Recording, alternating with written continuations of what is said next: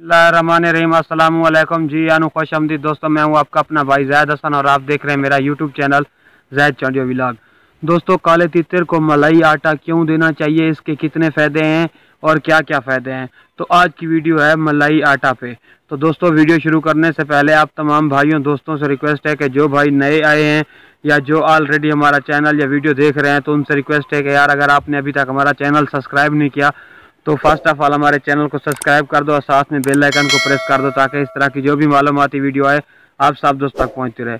दोस्तों, आज जो मौजू पे मैं वीडियो बना रहा हूँ वो काले तितर को आटा मलाई क्यों दी जाती है, इसके क्या फ़ायदे हैं, तो इस मौजू पे है। तो सबसे पहले मैं आपको ये बताता चलूँ कि मलाई आटा के बहुत सारे फ़ायदे हैं। इसमें फ़ैट है, कार्बोहाइड्रेट्स है, ठीक है, और ये एक मुकम्मल ग़िज़ा है। जो एक मुकम्मल ग़िज़ा होती है, ये आप सर्दियों में भी दे सकते हैं, गर्मियों में भी दे सकते हैं। इसके कोई नुकसान नहीं है, कोई साइड इफ़ेक्ट नहीं है। हाँ, इसका आपने एक ख्याल रखना है, इसकी एहतियात ये है कि ये आप अपने परिंदे को हफ्ते में 2 से 3 दिन दे सकते हैं, यानी कि एक आध दिन छोड़ के। आप इसको रेगुलरली नहीं दे सकते, इससे आपका जो तितर है वो गर्म हो जाएगा, हीट कर जाएगा, जिससे ये होगा कि वो आपका जो परिंदा है वो खुराक खाना बिल्कुल ही छोड़ देगा, ठीक है। ये एक मुकम्मल ग़िज़ा है। ये जो कमज़ोर दुबले पतले परिंदे होते हैं, ये स्पेशल पट्टों के लिए है, तो ताकतवर और मुकम्मल ग़िज़ा होती है ना, जैसे आप समझ लीजिए मुकम्मल ही ग़िज़ा है।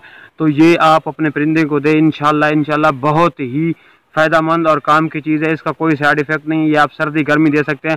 असल में मलाई आटा बनाते किस तरह है, तो वो सबसे पहले आपने क्या करना है, जो गंदम का आटा हम खुद इस्तेमाल करते हैं, आपने थोड़ा सा मिकदार में वो आटा खालिस गंदम का ले लेना है, ठीक है। और जो हम घरों में दूध इस्तेमाल करते हैं, देसी जो दूध होता है, उसके ऊपर जो मलाई बनती है ना, तो वो वाली मलाई आप ले लें हस्बे ज़रूरत, जितनी आप बना रहे हैं। तो अगर आप थोड़ा सा बना रहे हैं, आटा ले रहे हैं, तो उसकी मिकदार जितनी आप मलाई ले लें, उसको अच्छे तरीके से आप क्या करें, मिक्स करके ना उसको ना आप अच्छी तरीके से मिक्स कर लें ताकि उसके अंदर जो मलाई है ना अच्छे तरीके से जज़ब हो जाए। और हस्बे ज़रूरत आप अपने परिंदे को दें, गोलियां बना लें, 3 गोलियां 4 गोलियां, जितनी आपका परिंदा अच्छे तरीके से खाए।